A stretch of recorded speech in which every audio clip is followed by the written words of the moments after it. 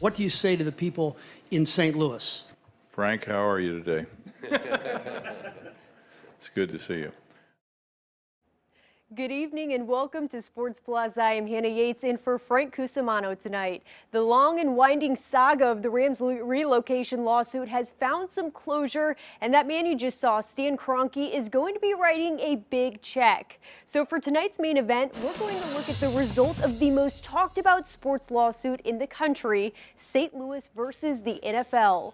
This past week, the St. Louis legal team agreed to settle the case with Kroenke and the NFL over the relocation of the Rams for $790 million. So that means no trial and a big payday coming to our region. While some had theorized a new franchise or more than $1 billion could be possible as a result of the lawsuit, it wasn't meant to be. Our friend Cusimano was there when the owners voted to move the Rams back to Los Angeles in 2016, and here he is now to break down the end of the resulting lawsuit and settlement.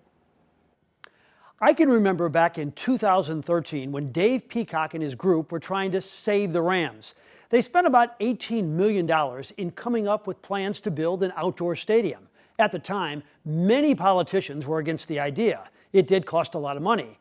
And it was going to be a good-looking stadium. Enterprise was going to be a sponsor. They gave the league every impression that we were fighting for our team. And the league gave every impression we had a chance to keep our team. We didn't have a chance. It was fraud. And that's why the league and Stan Kroenke agreed to this $790 million settlement. The league was counting on the fact that St. Louis would not be able to deliver a viable stadium option with full funding without the NFL's help and without the owners' help. They were counting on us failing. So we didn't fail. We delivered a plan to them with full funding, a viable riverfront stadium. And then after that happened, we all know what happened after that.